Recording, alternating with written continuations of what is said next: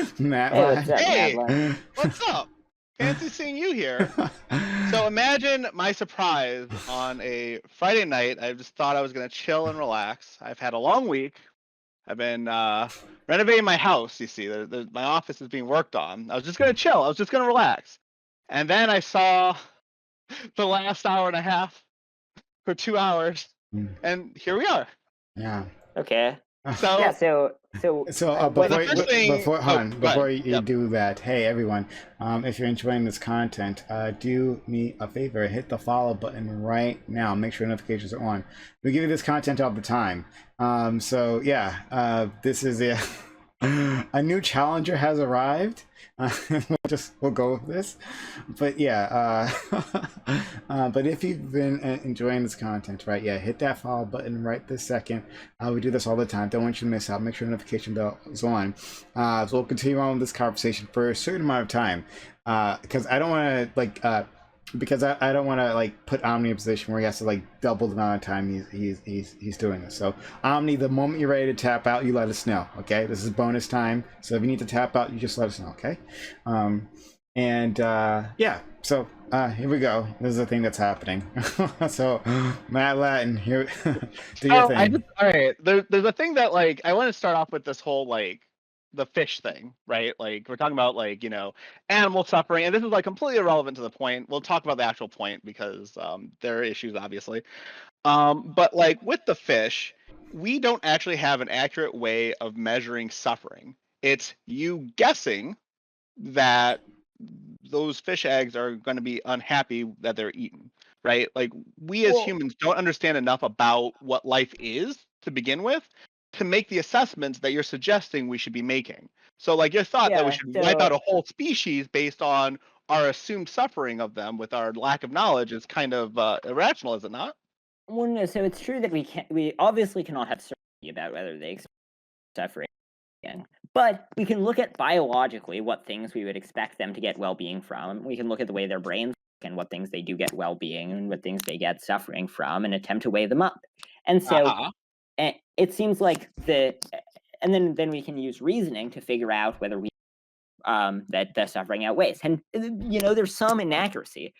Be careful of your mic, buddy. It's snapping. Yeah, sorry. Please. No problem. Yeah. So, and I mean, it's obviously possible that I am wrong, right, about the empirical claim. But I think that we have very strong evidence to conclude that I'm not wrong. So we don't have strong evidence. Well, what's the strong evidence that wiping out a whole species? I was gonna explain it. Okay. Right. So the evidence is that most animals live lives of less than a day and then die an extremely painful death from starvation or predation or something else. We look at the things that we would expect to give them utility. There would not be that much of those in that day of life. This is a human-centric view, though, right? We don't know how many pain receptors a cicada might have if it gets eaten. We have no idea what the expectation is if it's an R strategy creature. We have no clue what is or is not good. Maybe the creature is imbued with this quality where they feel good because they know that their brethren will survive, right? Can you both we don't know. Could you both or one of you redefine R strategy and K strategy, please? Yeah, so a K strategist is an animal that has a few a K strategist is an animal that has a offspring. So humans, for example, we generally have only a few offspring. While an R strategist is an animal that has a very large number of offspring. So salmon lay 5,000. Yeah, mice. But salmon, well, I don't know if mice are actually. I just okay. I'll take your word for it. So would you wipe out all mice because they're an R strategy creature? I mean, maybe. Let's see how many offspring they have. How many offspring? Oh, you don't have to look at Well, no, the point is, most mice are going to die, right? Mice are they're there and they reproduce in large quantities. Most of these species do this, right? Rabbits do the same thing, etc. They're not fish, so they aren't as easy to treat in an inhumane manner. But they still have the same strategy, and you would be wiping out that whole species because you don't like the fact that they reproduce their reproductive strategy. Like, this is a xenocide. You're literally suggesting xenocide because you don't like how they reproduce. And like, it's not utilitarian. It's just, Well, no, I mean it is you. So there are certain edge cases, such as with mice, who, according to Google, have somewhere between 3 to 14 pups. Um, sorry, that's each litter, and they have I mean, if you go to they have the and they Wikipedia have article on wild animal suffering, right, mice is suggested as a sample of what our selected animal is. It's right. like right here So in the article. yeah, so I mean, I think it's conceivable that mice have more suffering than well-being in their life. In which case, I think it would be better if there are fewer mice. Oh, But right. my So that's like but so that's a subjective, right? Like, you are no, deciding. No, it is subjective because you are well, no, deciding that this is the preferred method because you're deciding that your methodology, measuring their suffering with your methods and measuring what could or could not be good or bad for the creature, is enough to weigh their value as a species and wipe them out. And you acknowledge that you could be wrong, and you can't take it back once you wipe them out, right? So if you're wrong and you wipe out a species, you conduct genocide, right? Like, what is that, right? Like, is that yeah. okay? So I think that It's not okay, right? Like, well, right. So either way, right, we have to make decisions based on our frame of reference. Either way, we don't have complete information.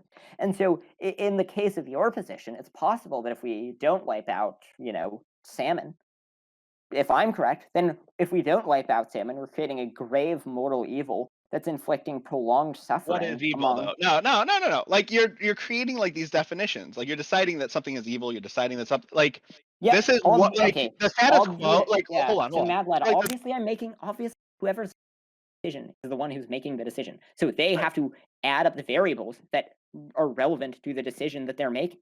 right. But the point is, you Wait, don't wait a know second. empirically whether there's actual suffering or not. You don't even know if baby fish feel anything when they're eaten. You don't even No, know. no.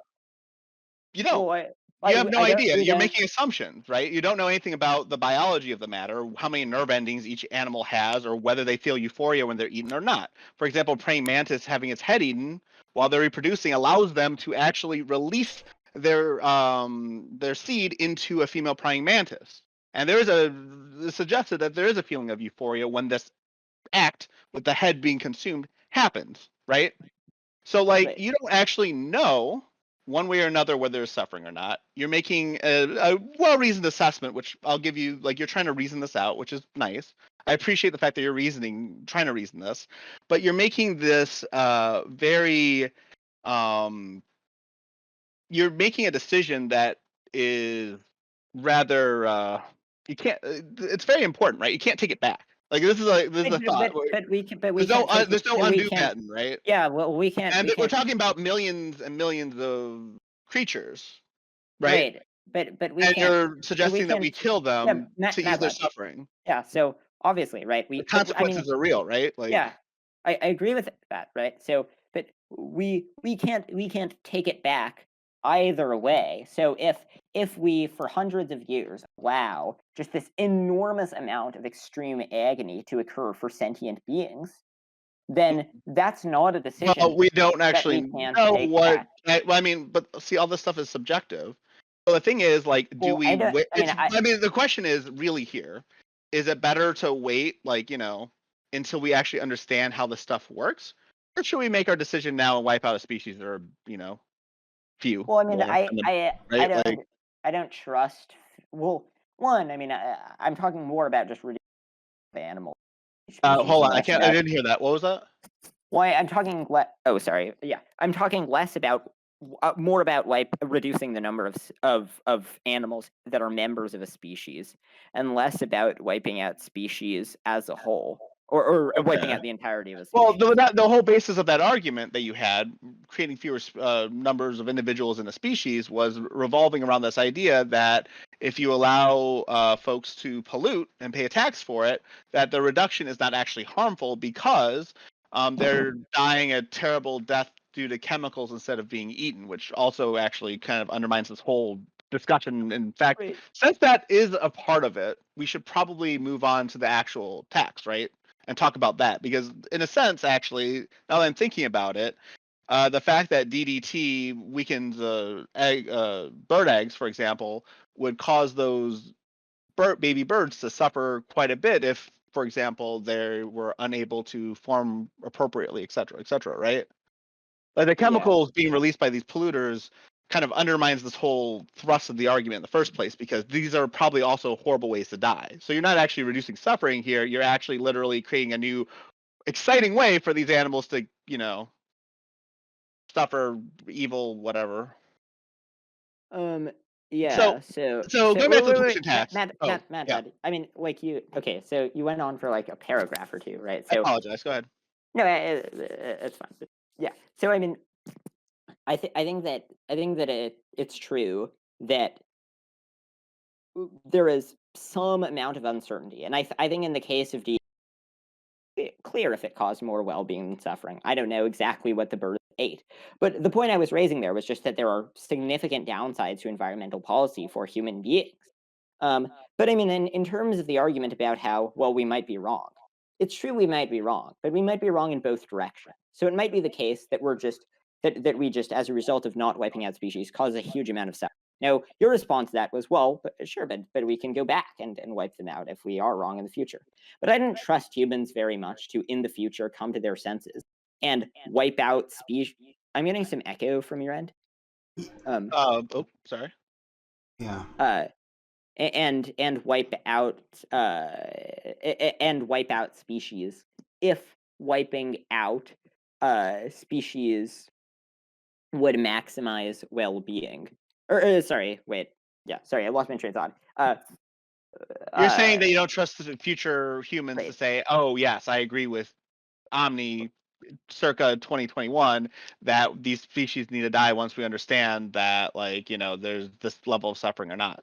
And the fact of the matter is, like, if it was empirically true, like something that all humans could agree on, then it would be so obvious that I actually disagree. And I think that if it was like so clear cut that we could actually define what kind of suffering exists, we would not hesitate to use that argument to find a way to benefit from that, right? That's what humans do. We justify our greed with, well, they didn't need this anyway, or well, they were suffering, so whatever, right? Like they would totally, like I could see future humans totally doing that. I'm just saying we don't know enough now to actually, you know, there's no Yeah, I way for mean, you they to prove your point, and I would argue that xenocide to because of based on an assumption is like probably not a good thing. Yeah, well, no. I mean, I think that it is a good thing. So I think that, xenocide based on an assumption that well, I mean might be rational, but like I mean, it's still an assumption. Lots of it depends. It depends on what probability we assign to the assumption. So I give fairly high probability to well, the probability well, doesn't no probability like our assessment of what probability is an unknown, right? Like we have no idea. Like we can't say, oh, yeah, there's a wait, 90% chance yeah, we're wait, right. and yeah, right. There is uncertainty, and it gets factored into the probability that we assign. So we But don't know, how and do so we as know a how uncertain we are? how do we Like no, what? this is starting to get quite cyclical because we actually can like make some assumptions about probability, right? But we don't actually have even with the probability of being right or wrong on this specific topic. This specific topic, we actually have no way of actually measuring that probability, right? Like we just don't know, and it's gonna be very hard for us to know in the first place. I mean, I think that it's not too hard to know. So I mean, it just Okay, it seems how? like it seems like based on plausible assumptions, most animals live very short lives, which end in extremely painful deaths. And if we think about just in a human context, which could be wrong, but I think as humans we're capable of reasoning and we can sort of think about what our experiences would be like and imagine similar experiences for animals if we would expect them to react in similar ways. And you ask, okay, would you be willing to would you trade an extra 3 months of life for having the end of your life be brought about by being devoured by a bunch of piranhas who just Yes. eat all of your flesh? You would? Yeah. Absolutely. what if it was 1 Oh, week? no, you don't go down this line with me. I will take all the suffering in the world for an extra second. Like that is where I'm at. I know where I'm at on Wait, this. so you would take infinite torture? Like flame me. Oh yeah, dude. Like if the Wait, so afterlife was like, you would take trillions of years yeah, of absolutely, brutal 100%. torture I already thought about this. Yeah. for one extra suffering I mean, of trillions of years of torture is trillions of years of life. So that's where I'm at.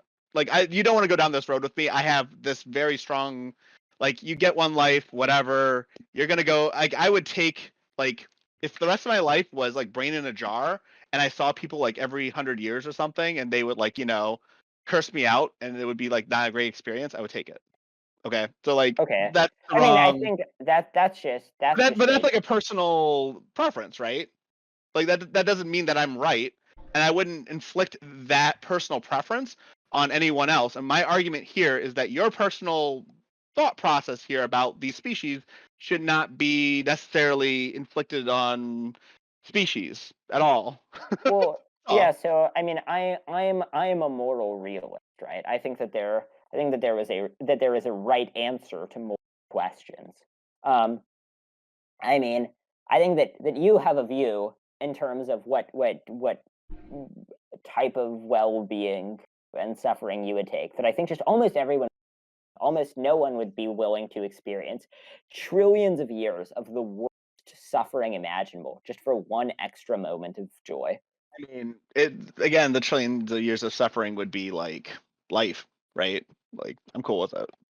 But again, this is all subjective and completely inconsequential. Let's talk about that pollution tax. Can we get to that? Yeah. Because I mean, I think we can agree that like this whole animal xenocide thing is like a pointless thread, and Well, I mean, I don't think I it's don't even want to pointless, push it, right? but maybe we can push it on like a different day. We could have like the topic be: should we wipe out animals because they hurt and die sometimes? Yeah, wait. Sorry, just to clarify for the purpose of the chat.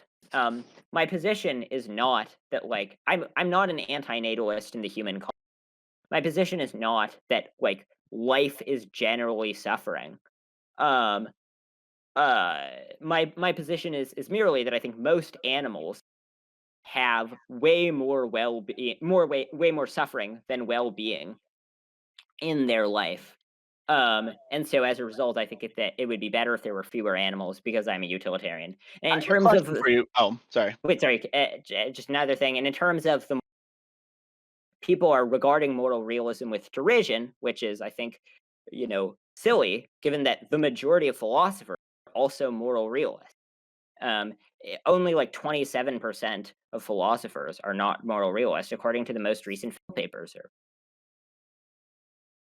Okay, Yeah. so my question for you is: did you ever actually talk to an ecologist about this? Um, I mean, no, but I haven't Okay, I talked. was just curious because there was I a mean, statement earlier during I've read, Katarana's portion that they were like, you said that I've there would be no ecologist that would disagree with, or you couldn't imagine 100% of ecologists disagreeing with you. Is that what it was? That was it. Yeah. yeah. I mean, surely that there would be at least one eco somewhere, right? Right. But I mean, So also, I want you to I've find that ecologist, is what I'm saying. I would be very curious to see what their argument for it is because it would just be interesting. Anyway, let's okay, talk about that pollution tax. yeah, let's do The it. pollution tax. So the premise here, and correct me if I'm wrong. I'm just like diving in like cold, and I do like a bunch of different research, but I didn't really get much time on this. So the pollution tax concept is basically if you pay X amount of dollars, you get to dump X chemical or Y gas into whatever environment, and it's okay, basically, right? Right. Okay, cool. So let's talk about like. So we Hey, were talking about the. be Oh, careful, Omni, if Oh, you're like, sorry. please. No Yeah, problem. No sorry. problem. So like talking about say different types of pollution. I'm going to start with solid pollution first, right? Like we're going to talk about ships, whatever. The one I want to talk about specifically are satellites. As you're aware, there's a ton of space debris orbiting the Earth, and we're actually approaching a stage where we might actually be caged on the planet as a direct result of the fact that there's so much space debris in the this particular zone around the Earth that there will just be too many objects that can hit things that we won't be able to escape the planet, right? Yeah, no, I'm aware of the paper that described the risk. And so as a result of that, I think that we should be very wary about releasing satellites into the atmosphere. But one, that was talking about a very speculative future scenario that would not happen for a while.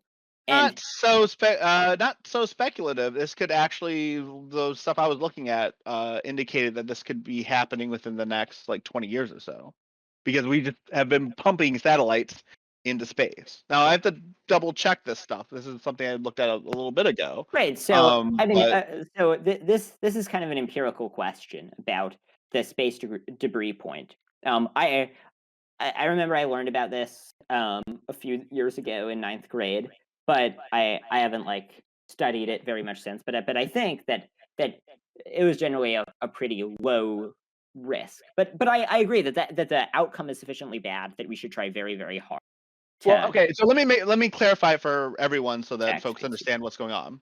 So there's something like dozens of derelict like large objects like kind of floating in the atmosphere that we're tracking currently, and then there's rockets, and then there's like satellites, defunct satellites that aren't functioning, et cetera, et cetera. And sometimes these objects collide, sometimes these objects break up, and there's like little itty bitty things about the size of the about the size of marbles floating around the earth that we're trying to track, about like 500,000 of them. And when these objects get smaller than that, and they're accelerating at the speed that they're going through, when they hit a solid object, they punch holes through them. The kind of holes that would be like, I don't know, like the equivalent of like, say, shooting hot plasma through the object, causing the object to explode into a bajillion parts, and then have those parts float around. And the premise of what I'm talking about is this kind of catastrophic series of events, like a domino effect, where one year a satellite gets blown up, then the next year 6 satellites get blown up, and then the next year after that it's going to be 20, because there's this chain reaction. And the next thing we know, we have lots of little itty bitty particles rotating around the Earth, ready to cage us in and keep us from doing any kind of space exploration until we figure out how to deal with this mess, right? And the reason I'm bringing this up, and I don't know what the probability of this happening actually is, I mean, provided the fact that we're constantly putting satellites out there, we'll eventually get there. I just don't know how long it's going to take. My question for you is, would this taxation idea prevent the catastrophe of us being like subjected to being stuck on our planet for the next several hundred years because we were irresponsible about launching rockets into space? Do you think your plan would work on that scenario? Yeah, so I think it would, but the tax would have to be very, very high, right? So, I mean, it might be because despite that, there are certainly still some, right? So, with any satellite in space, there's some risk that parts of it will break off, um, and then uh,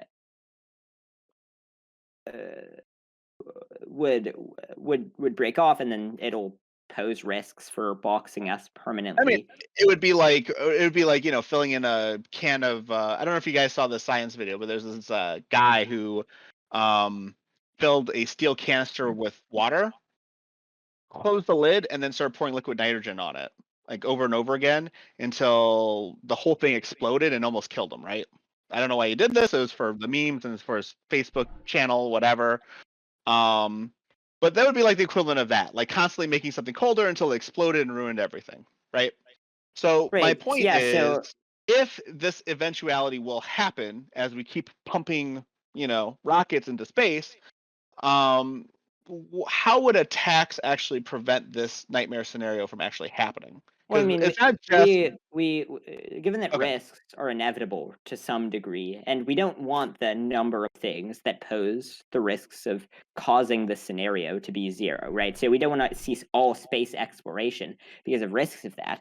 We should have the tax be in accordance with what the risks are of boxing in humans. So we can have the tax be, I don't know, the tax can be like maybe billions of dollars, and so it's just really, really unprofitable to do it. So they have so space agencies have an incentive to not waste satellites and to not have Well, they're already debris. spending billions of dollars to launch these things into space, right? Like they're Right, but spending a large amount of money to yeah, make so this happen. So it'd have billions to of be like so yeah, much so yeah, that sure. It would be a the whatever scenario like doesn't whatever happen. amount, yeah, whatever amount uh of figures out what the costs are expected to be. Right. That So here's my question, right? So like, let's say that, okay, so you're saying like, so the cost of us being locked on this planet would be in the trillions of dollars, right? We would lose all GPS. Oh, well, We would way lose all more, satellite stuff. Like it would be a disaster, right? way more than that, right? Because Yeah, like we'd be like knocked back to like 1990 wait, yeah, easily. Like with that would be this streaming thing wouldn't be necessarily possible, right? So with that level of magnitude and that level of problem happening, and like let's say the price is trillions of dollars, and this let's say everybody kind of put in a good faith effort here, and they launched their rocket, and oh no, it did the thing, and now they're going to be taxed $1 trillion, and they don't have $1 trillion. What happens next? um. Do they file for bankruptcy? The business doesn't exist anymore? Well, so they would have to have, in order to launch a satellite in space or anything that pretends risks, they would have to have enough funds beforehand to pay if anything goes wrong. But I mean, So a company would have to have $1 trillion on hand to launch the rockets. oh, right, Is what they you're would have to suggesting. have. Well, I mean, we have to weigh up what we think the costs are. I mean, Um, I guess, but like, is there a practical way to keep the rockets from to actually force companies to pay for the cost of their lost rockets? Like, um, if the company doesn't have the cash, or let's say they said they had the cash and it turned out that they didn't, which well, I obviously mean, happens all the yeah. time, right? So Like, the government would have to check to make sure that they had the cash and before what if they launching say it. no? Like, what if India launches a rocket or China launches a rocket? What if North Korea launches a rocket and they're like, yeah, I don't actually feel like paying this tax? Then what? Well, okay. I mean, th- the United States does not have unilateral jurisdiction over taxing other countries. And then what if countries are framing each other for the lost products, right? Like, and let's go back to Earth. Let's say like BP has been dumping oil in the Gulf of Mexico because they feel like it, because they can pay for it now. And I don't know, the nation of Venezuela says, you know what? I like dumping oil too, and I'm going to pretend that we're BP and we're going to dump oil in the I mean, ocean. how How do you do prevent companies and countries and whatever from piggybacking off of the taxes that other countries or businesses are paying? I mean, Like, how do you how do control that? well, I mean, I think ideally international bodies create an incentive to do that. But I mean, how would you right? This is not a problem unique to taxation. It would apply equally to command and control regulation. True, but the consequences of command and control are a little bit different, are they not? Like, if you are caught, why are the well, if you're consequences caught different? breaking the law, in some sense, you go to jail, or there's like some sort of like, martial punishment of some kind, right?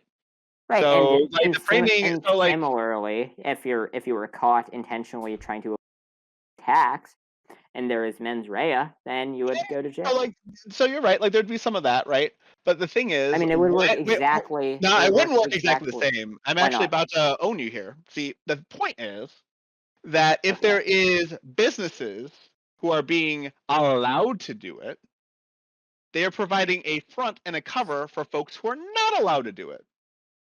So it is actually very different because it is harder to detect the pollution that is being conducted in your scenario versus my scenario.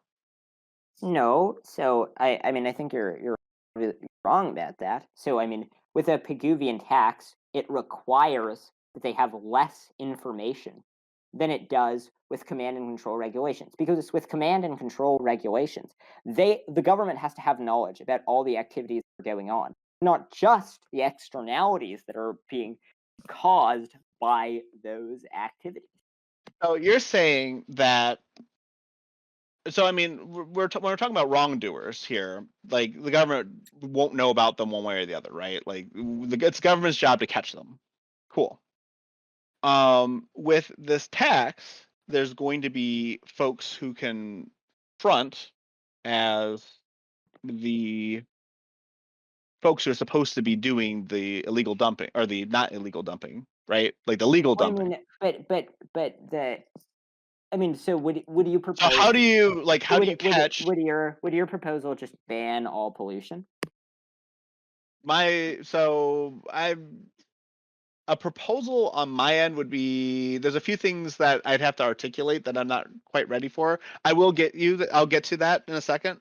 Sorry, last minute nature of all this and stuff. Mostly, I kind of want to argue. I want to focus on your proposal first, and then we can try to like brainstorm something because I'm not opposed to like incorporating a variety of ideas. We can do command and control and some taxation based on the substance that's involved, right? Like I wouldn't necessarily be Yeah. opposed to doing this for carbon dioxide, although I would say that carbon dioxide might be a good metaphor for, say, rockets being launched into space, where there's like some sort of sharp tipping point that we're not prepared for that might cause like a worldwide catastrophe of some kind. But I mean, I don't know. Maybe I'm wrong. I'm just saying that there are some similarities between these two realms, right? And we need to identify where we can actually safely identify.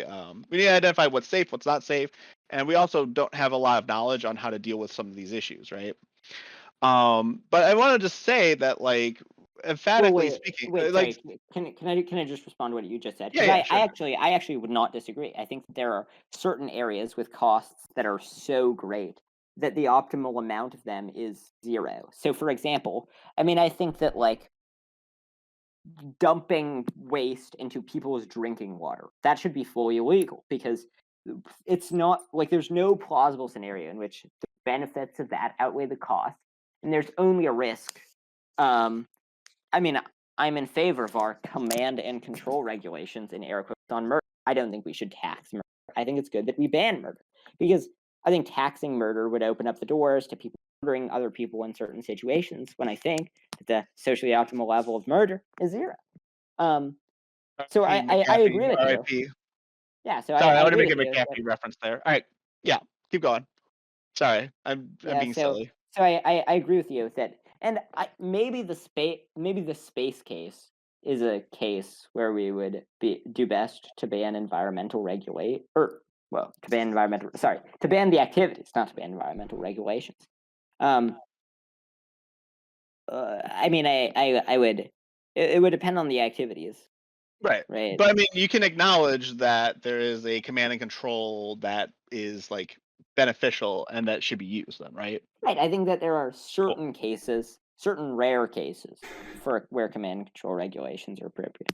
Well, I mean, it depends on how we want to define rare. Like, I know that we want to have, say, as little of it as possible if we can make that work. But we need to kind of like divvy out the details, right? So, I mean, let's just get to it and we'll figure out what we want to like, what Okay. is taxable and what is. Um, oh, are you gonna show off your trophies too? Oh wait, no. Here, I got a trophy. I'm gonna put my Oh, trophy sorry. here. There. Okay. My filter disaster. Okay. So the first one, I guess we should talk about. We'll go from less extreme to more extreme, right? So why don't we talk about the carbon tax? I think the carbon tax is probably the most worthwhile one, considering that's what we're actually doing in some areas. And you will probably educate me on quite a bit about this because, again, I'm just like jumping in at the last moment here. So I'm curious to hear what's your points about the carbon tax first. Yeah, so I think a carbon tax is definitely a good idea and much better than a command and control based approach to carbon.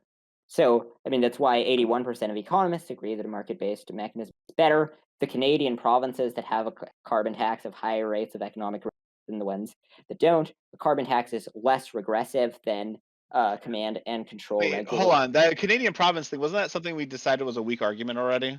Or Well, weak evidence or something? it is evidence. It's not. It's obviously not single handedly decisive Well, I mean, evidence. it's not strong evidence. So can we just like, I mean, it's like it's a little bit strong. I mean, not at all. Like if say, I mean, going back to, I don't But want to I talk mean, about the cars, but like it's a weak. lot of weak evidence is strong. A lot of weak evidence is strong evidence. Right. I mean, so like let's think of it. Maybe, but like let's focus on the strong arguments because like I think that there's Well, enough strong okay. arguments I that we mean, can like work with. I don't want to do the Canadian province yeah. thing. Um, right. So I mean, Joseph Shapiro did a meta-analysis, which finds that the average water regulation has benefits that are only 37% as great as its costs, as a result of water regulations generally being command and control. But air pollution, which is market based, has a much better record than that. And as the Nobel Prize winning William Nordhaus pointed out, current approaches are inefficient and have costs that outweigh the benefits. But the optimal approach would have benefits that outweigh the costs in terms of and the optimal approach, according to Nordhaus, who won a Nobel Prize for a paper about what the Say optimal this. carbon tax would be, would be a carbon tax. Okay, so William Nordhaus is suggesting a carbon tax, and Joseph Shapiro is the one who suggested that the our work on air quality is much more effective than work on water, and the air quality stuff is a carbon tax. Correct? Right. Okay. A And larger then percentage of the when time. did carbon taxes start? I don't When know did where. carbon I don't, tax versus cap and trade happen? well, carbon tax and cap and trade are very similar systems, very similar types of benefits. They're both Okay. market-based systems that, rather than having a top-down approach where the government things that should be done. So I would have similar. I mean, I don't know which one's a better idea, but I think that the best idea is definitely either a carbon tax or a command and control approach. Okay. So the carbon tax was first proposed in 1973, it turns out. It seems like. When was it actually implemented, though? That's what I'd like to figure out. Because, like, we can make the case, like, you can compare water and air and all that stuff. But I'm wondering how we've actually implemented these ideas. Like, was it strictly carbon tax that got us here, or was there something else first? Um, And if anybody in chat wants to like pull this information up to like accelerate our research process yeah. So here, it would be fantastic. Star Slice is saying in the '90s. That seems reasonable. Okay. So in the 90s is when we started carbon taxing. Now air Yeah. quality was getting better prior to the 90s though. What was the difference there? Well, There's some other things that are happening. well. I I believe mean, there was like some improvements in our we stopped U.S. using doesn't have a the U.S. doesn't have a carbon tax. we did cap and trade then? Is that what's going on? I thought No, we said it started in the no, 90s. no, no, not in the United States. Just in the world. That was where it was first implemented. Ah, I see. So the United States has not done anything of the sort, and you're saying the United States should do something of the sort. Well, I mean, the United States has, on a small scale, I think, uh, done similar things. I think there was a cap and trade It's system that was way well, I mean, like, so our air quality is way better now than it was 40 some years ago. Like we right. stopped using unleaded gasoline in the 1980s or I'm sorry, leaded gasoline. We stopped using leaded gasoline in the 1980s, and we found a way to make coal power slightly more clean, et cetera, et cetera. So, like, there are reasons, technological reasons for improvement to air quality that may not be reflected in what Shapiro is suggesting. Now, I don't have enough evidence Well, no, to I mean, back what I'm saying well, up, wait, but like, yeah. we can agree there's So technological advancements involved here, right? yeah, so correlation is obviously not causation, right? And you're just identifying correlation, and there are other No, of course. factors, Well, I right? mean, And I'm providing, weak evidence. yeah, Which, if you have enough but weak I evidence, it would theoretically. right. Yeah, no, I mean, but I mean, I think that it's just it's exceptionally weak evidence. No, I mean, it's still Technological like, advancements to our capacity, like how our car but exhaust is being released. there were so many alternative causes in that same area, or not area, time period, right? So, for example, um, during that time period, the United States, the EPA was set up. We had a lot of Right. environmental regulations that were done. Environmental regulations, which we would say are control, right? Control based Yeah, rather yeah, than they're tax command and based. control. And by the way, I Right. mean, I think that s many of those command and control regulations, I think, were appropriate. Like, I think it's bad when people have lead in their water. Or like Um, Lake Erie catches on fire, which is the thing that actually happened, right? yeah, no, Um. yeah, I'm aware that it caught on fire and that So started a big. like, so command and control actually has had a positive impact in regards to our current air quality and our current water quality. Um. Overall. And I mean, the question is, would the carbon tax actually have a net gain compared to what we're doing now? And I mean, I could see arguments for that, but I could also see arguments that suggest that our current regulations are probably like outmoded to begin with, and there's probably I mean, I don't have anything in front of me right now, so I'm going to be depending on chat. I'm going to be depending on chat here completely for this statement. And if chat fails me, that's fine. Then I'll just take the L or whatever. Yeah. So But I in feel like there's in probably command and control options that we're not using, right? Yeah, so in the 90s there was a cap and trade system that was set up for a policy to mitigate acid rain causing sulfur dioxide emissions. Um, and it turned out to be very effective. It reduced emissions faster than the most optimistic projectives. The industry grew strong and efficient, but the result was the largest human health gains of any federal policy in the 90s, and annual benefits exceeded the costs by 40 to 1. And cap and trade policies have also been implemented in many other places, from China Should to we Europe. clarify the difference between carbon tax and cap and trade for everyone? I just want to make sure we're on the same page here. Yeah. Do you want to explain it? I can. I'd rather you did because I know the only okay. So all I understand is that you can buy. It's I think it's the same thing. Yeah. Is Okay. you can buy the ability Yeah. to release a certain amount and then you can trade that, right? Yeah, and I'll explain. So a cap and trade system is so there are a series of permits that are given out by the government, um, uh, that are distributed to people. But people can, and you need a permit in order to pollute. But you can sell the permits, and so if a lot of people are polluting, um, but the pollution that they're polluting is not producing very much is not producing very much economic benefit to them, then they would have an incentive to sell their permit to other people who get more benefits from it. A carbon tax just taxes carbon. So there are similar systems, and both of them, if perfectly designed, would both result in optimal pollution policy, assuming Well, certain. optimal in one specific area. Specifically, in this case, we've got a demonstration that sulfur dioxide being released by coal factories was reduced through a carbon tax, or not a carbon tax, a cap and trade, right? So that's cool.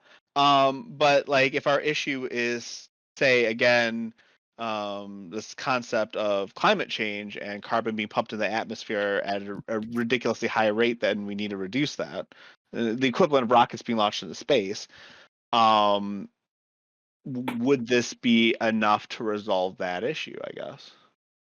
Like, what evidence is there to say that, like, the health benefits of folks in, because I feel like there's something about this cap and trade system, and I'm just double checking. I feel like there was like this scenario where basically, since the permits were more expensive in one area than another area, it made sense for like more isolated coal users to get permits or something to that extent.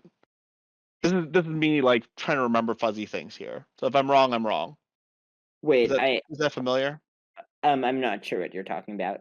So like the concept was that so the permits were traded around and sold, bought and sold, and Yeah, there'd that be yeah, like that's the way that a cap and trade system works. Is right. that So like basically the more isolated coal plants were the ones that got the permits, while the plants that were near like human habitation didn't, or something like that. Is that not the net effect of how this worked out?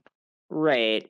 So if it is the case that the ones that are near humans are causing a lot more harmful pollution for minimal economic benefit, then they would not be able to acquire enough permits without paying huge amounts of money that would put them out of business.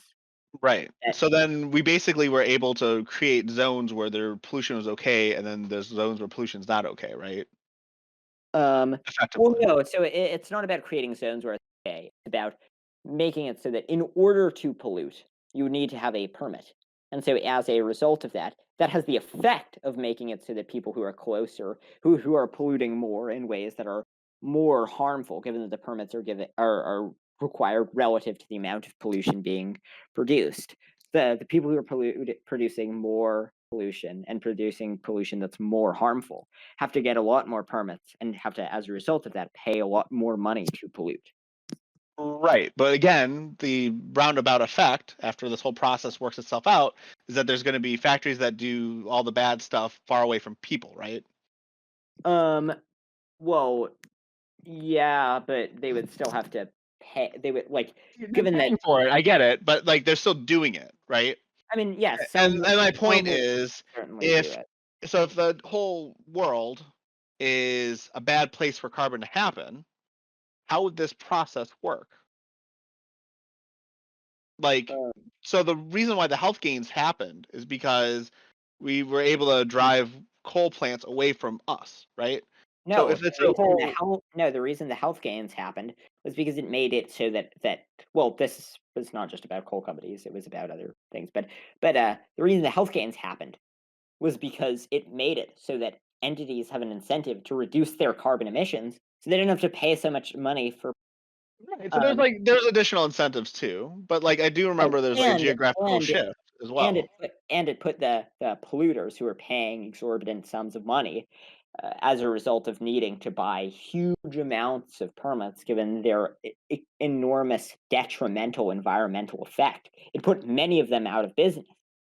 Okay, so if we can set a carbon tax that's high enough that it puts some carbon emitters out of business effectively, then that would be ideal, is what you're saying, as a means of Well, reducing preventing climate change. Like that how much of a carbon tax are we talking here, and what would be like the financial impact? yeah, so I think the optimal carbon tax is, Nordhaus won a Nobel Prize. He did Yeah, some that's a good clev paper. yeah, he did some clever analysis and came up with an optimal, I think it was $16, it may have been 25. But I realize there's a big difference between those right, 2 per ton of so CO2 that was released. per ton, and how many tons does the average company like produce? Like I don't know, average I anything. mean, I don't know how this works exactly, so I'm depending on you for a little bit of this here. I don't know how many tons the average produces, but I mean, let's see, how many tons of CO2 are released into the atmosphere every year? 43 billion tons. That's around the world. Let's talk about let's Okay, find like one company. Like okay, so 20 firms are behind a third of all carbon emissions. This seems pretty promising, right? wait. Um analysis by the Climate Accountability Institute, blah blah blah blah blah blah blah. Give me numbers, give me numbers. Ah, here we go. Saudi Aramco released 59.26 uh billion tons. Is that it? Um, yeah, so if that's true, So so it's this link. 59. I'll share it with the chat. Yeah, Boop. so I mean that seems plausible. So, if that's true, and the cost of carbon is $16, then that Yeah. means that they would have to pay almost $1 trillion, $900. Wait, I wanna actually find the Nordhaus because this is just bugging me how much he said it should be. Wait, Okay. how Yeah, I mean that's much? probably a good. That's probably a worthwhile number to have. Okay, so I mean, I guess like with carbon, if it's like high enough that it's actually going Oh, wait, to cause, sorry, I was just way wrong. It's $40 a ton. that makes a lot more sense. I was actually wondering. I was gonna say like it still felt kind of low, but this feels better. So $40 per ton produced. We've got So then 59 they would have billion to tons pay. from Saudi Arabia by itself. So like 60 times 40. Yeah, Yeah, it's like that seems pretty good, right? 2 trillion. so they would have to pay 2 trillion. So Yeah. right, so Right. these big polluters would likely go out of business as a result of that. So All that's a good. right. So like I mean that seems like fairly fair for like a carbon tax. Cool. Like I mean I think I can get behind this. So let's talk about dumping things into the ocean. This is exciting. All right, all right. So we made progress. A carbon tax is probably a worthwhile, worthy thing, but we know that different systems don't necessarily work for all the different things. So like with the space catastrophe stuff, well, that's interesting. Is there a way to tax spaceships to the point where the spaceships that are lost in space? And then Yeah, actually I mean, going back, bringing that metaphor back to the carbon tax. What if a company can't pay for? But I guess like they would have to regularly. They're regularly dumping the carbon, right? So like if the company goes out of business, then the problem is solved. Whereas with the rockets, it's like yeah, I guess it would work sort of similarly. Interesting. yeah, All right, big things in the ocean. Let's talk about BP oil spill, for example. How yeah. would it apply to that? So it would impose a. So right now, the companies that do the oil spill, they have to pay the cost of cleanup, except randomly, just if the we just randomly impose a cap on the amount of money that they could pay, even if they have enough money to pay for it. So I think I don't know exactly how much the cap is, but I do high school debate, and I remember one of the AFs that someone was reading was about getting rid of the cap, so making it so that they just have to pay for the ecological damage that they cause.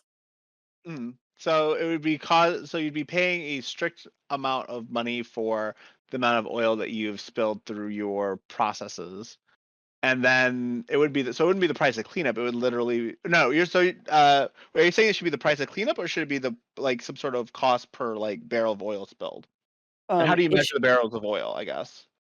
well, I guess we could calculate flow, and the company would have like an idea of percentages and stuff. Okay, so like this is like a feasible, workable system, and then the company would go out of business if they can't pay. right, Um, and companies would beforehand have to have enough money so that if they spill, they would be able to pay for wait, it. but that would require all these companies to have like trillions of dollars on Right. hand. So as a result of that, you would probably have an insurance scheme set up. Right. So the insurance company would actually pay for the wait. So okay, Right. so like for a So the carbon tax, then the so for a carbon insurance. tax is not a big deal, right? Because there's no insurer that's gonna be like, oh, okay, I'll insure you for like $2 trillion for all the carbon that you're planning on dumping into the atmosphere, right? Like, so the oil spill is like unplanned, and that will get insurance companies. So we can identify the difference between the two already. Like the carbon tax, it'll probably work because there's no need for insurance companies. But for an oil spill, um, I guess the question is, what insurance company will have the cash on hand to be able to pay that much? That means like all the different oil companies would have to have this insurance, right? Right, and so as a result, you would expect a pretty big insurance company to be set up for this. But you hmm would also expect the insurance company, given that they don't want to pay money, to require in order for a company to be their subsidiary. You would expect uh, the insurance companies to place certain requirements. So much like healthcare companies will raise your rates if you do things that make it so that they'll have to pay more in the long run. Similarly, if you don't Could take you all adequate. pause for a quick second? I apologize. Katarana coming in with the the huge raid of 304 individuals. Hello, everyone. You don't see me on screen right now because this is a debate between two other people. But hi, my name is Prime, a disembodied voice. We're doing a 1v1 debate. Well, like a 1v2, I guess, whatever, with Omni and Madlad talking about is it worth it for companies to be able to pollute into the environment for the sake of capitalism, right? And talking about different strategies they're in. It's an interesting debate. We do these types of conversations all the time, right? And we have panels where we do like large talks, right? So, and we have open panels where other people can come in, right? So members of the audience can also be a part of this too. So if you find any of that interesting, right? And we do a lot of content, and we'll have even a game show tomorrow. If you find any of that interesting, hit that follow button right now. Hit that follow button. Make sure notifications are on because I do this all the time. Don't want you to miss out, okay? So hit that follow button right now. Thank you to Katarana for being so kind as to help us out. I'll shout her out in chat. Yeah, so everyone, if you haven't done so already, if you're new to this channel, hit that follow button right this second and make sure notifications are on so you know I'm going live. All right, so we're going to kick back to Omni and Madlad. Go ahead. So I guess like we should cover for the audience what we're talking about. We're talking about whether a It's the what's it called? I'm sorry, it's not a carbon tax. It's a Omni. A Pigouvian tax, which is a A tax Pigouvian on tax. negative Okay, externalities, originally proposed in I think the 40s by the economist Arthur Pigou.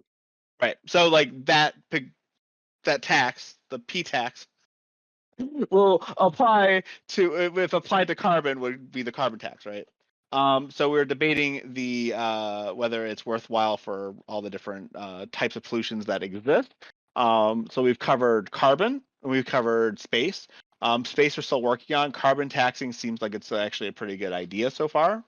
And now we're talking about oil spills and ocean dumping and that type of thing and trying to figure out if there's some sort of tax that would work.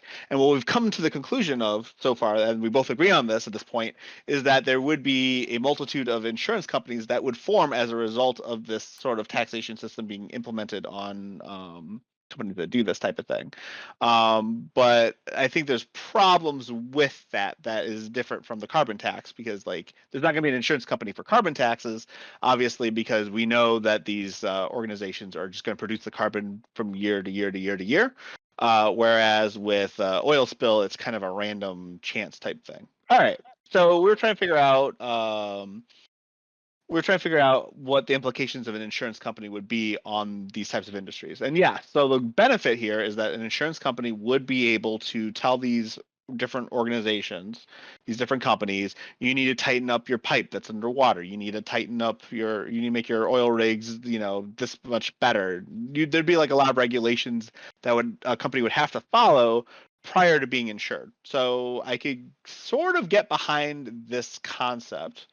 But I guess the question is if there is a spill and the insurance company can't pay up because that the cost of this is going to have to be enormous.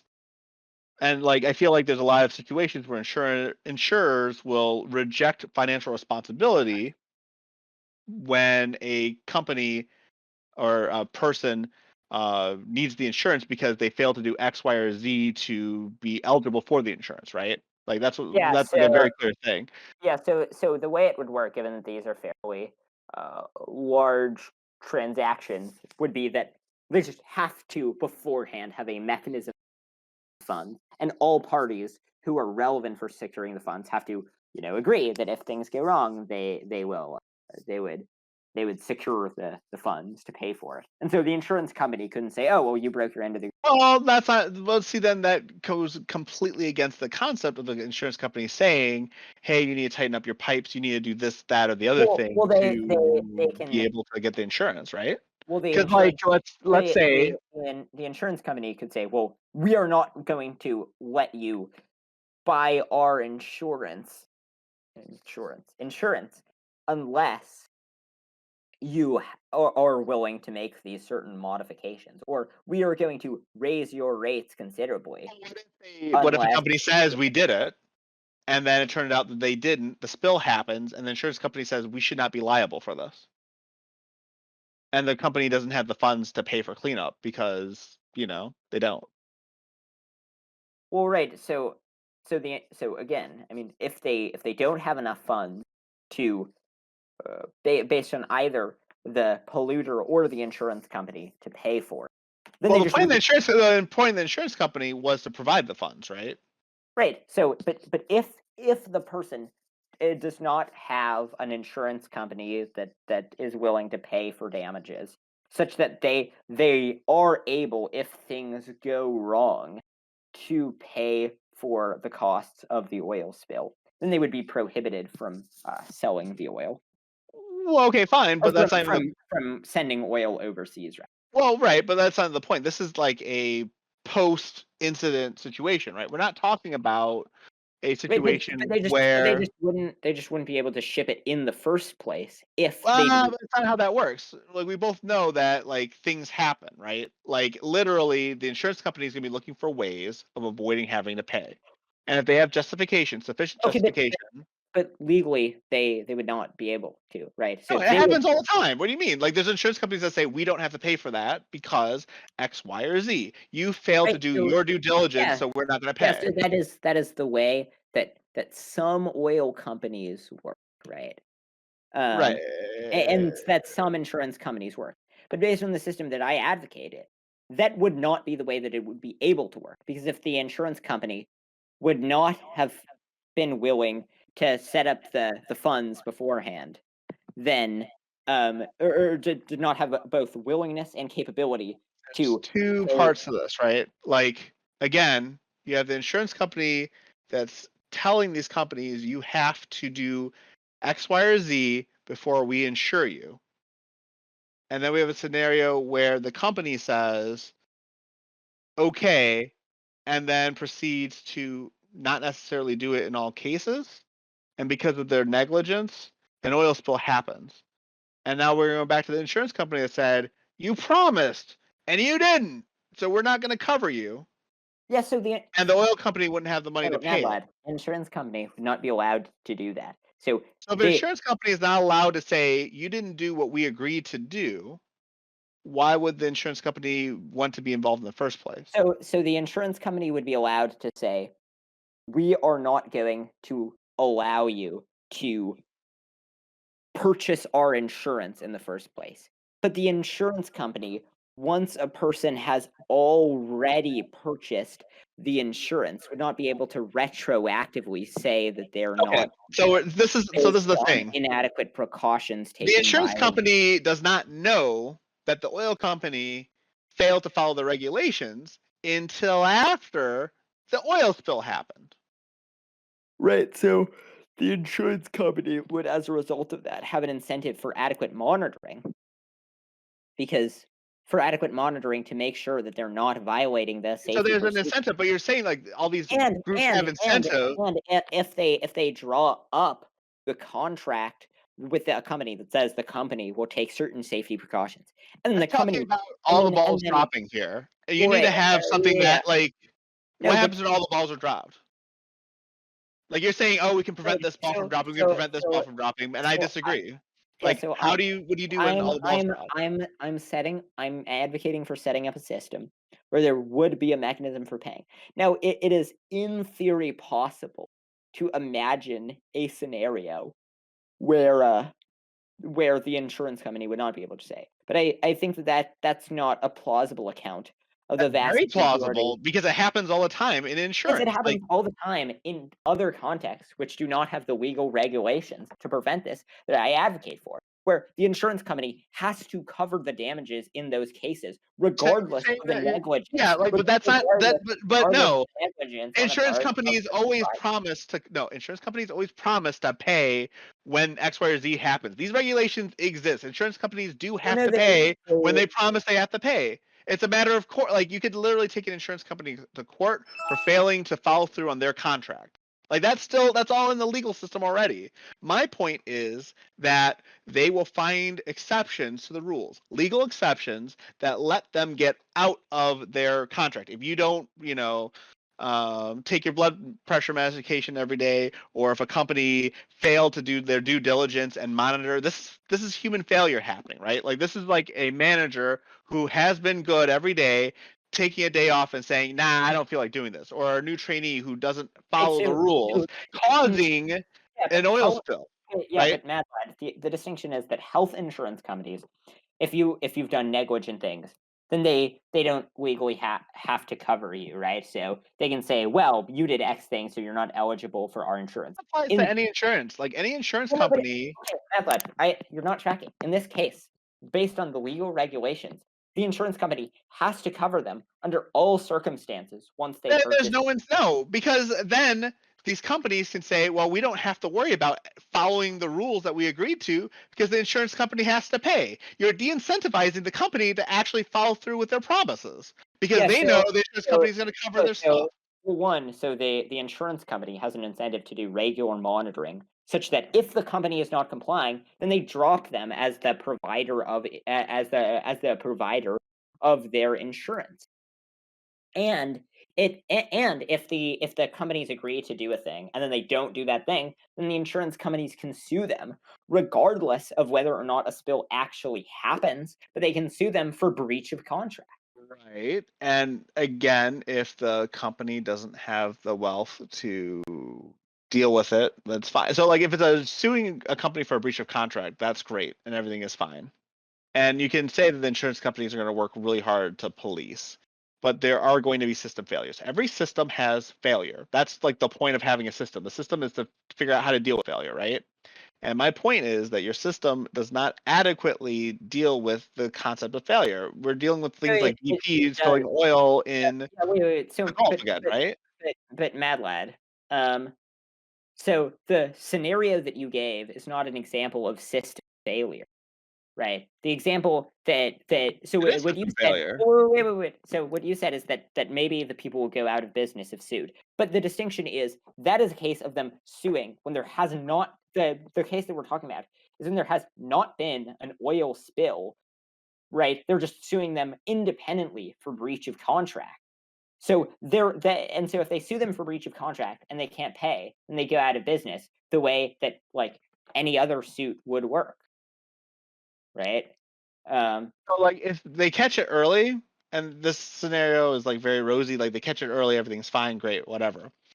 Um, what I'm saying here is that if they don't catch it early, which is very possible because it's impossible to monitor all the unknowns, right? Like they're not going to catch everything early, whatever. Um, the point is that there will be no one to pay for the spill.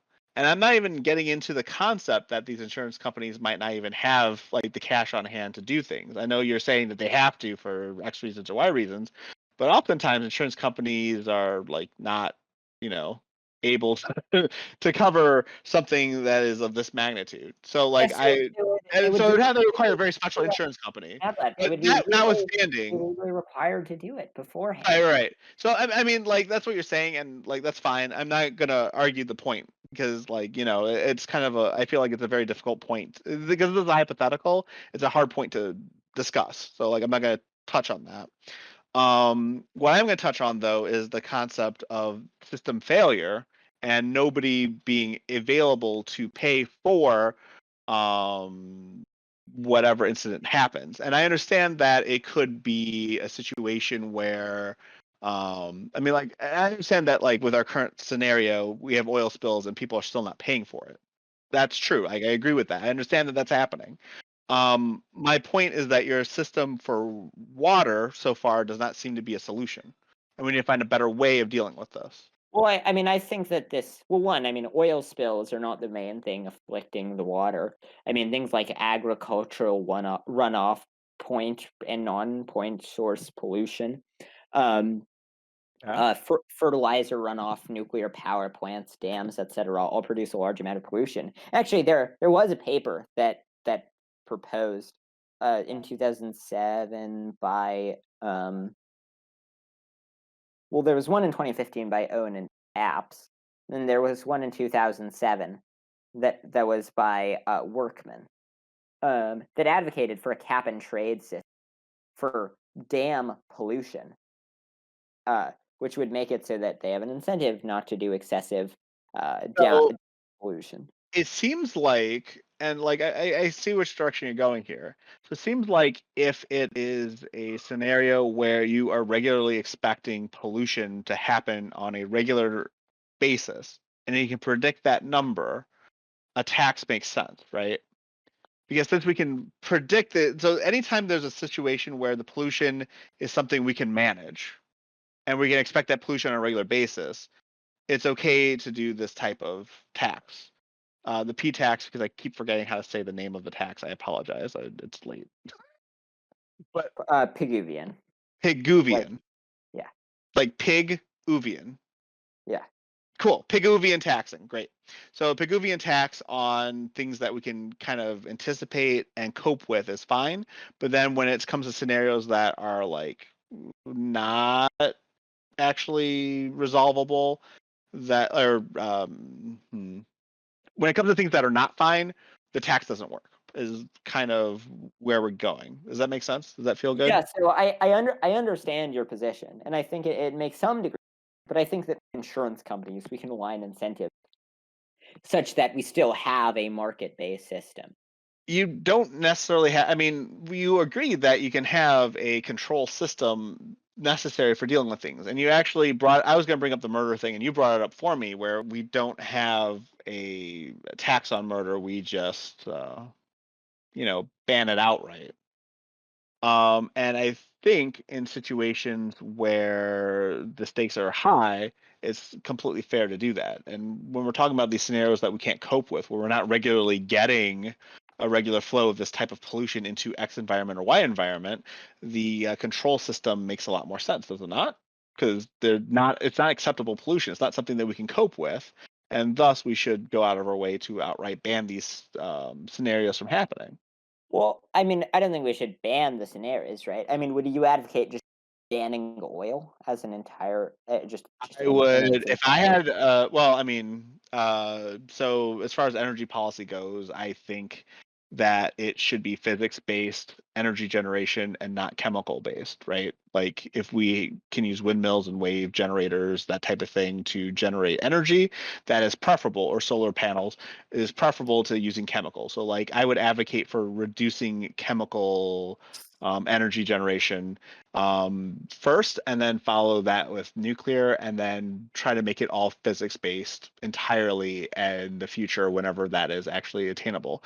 And I do understand that chemicals are used to produce some of these physics based energy generation things. So like solar panels require chemistry, obviously, and I understand there's chemical waste associated with that. The other aspect of this would be reducing the amount of chemicals used to produce these products, right? So that's like my general stance. So yes, in the end, if we can never use oil again, that would be preferred. I understand that won't happen overnight, Okay, but then again, so oil sort of did happen overnight, right? Like 1840s, there weren't, like, we had no infrastructure related to oil.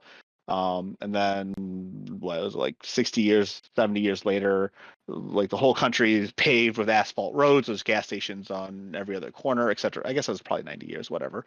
Gas stations in every corner, and you could drive from one end of the country to the other, right?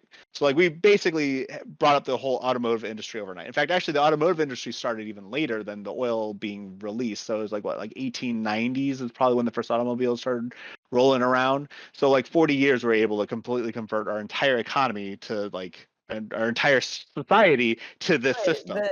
So like the it thing is, shouldn't be that hard using technology to come up with solutions that are yeah, slightly better. but we don't want no oil, right? We want oil to still be extracted if the benefits outweigh the costs. Right. So like if we're using oil to generate plastics, except plastics are also kind of a problem right now, right? Like we can't biodegrade them. So we're trying to find better forms of plastic so we don't have these issues. So the question is like, what can oil do for us that doesn't have negative consequences? And then yes, I would still support using oil. However, if every product we use associated with oil has negative consequences for us, then I would say we should eventually try to not use it. That would be the better solution. Right, I mean, I think in a perfect world, uh, we would we would not have, uh, we would not have oil because there would be, given that it causes harm. But I think that there are just many realistic cases where the benefits that oil produces outweigh the costs. I mean, like compared to like what? Like I don't know, pick some use for oil that's like so good that there will never be a replacement for it. Well, we're not talking about where there would never be a replacement. I mean, maybe in the far future, right? It would make sense to just ban oil, but I mean, in the short term, like I don't want to have to Maybe like pay 50. I mean, like money 50 years, we should be for a trying to. car.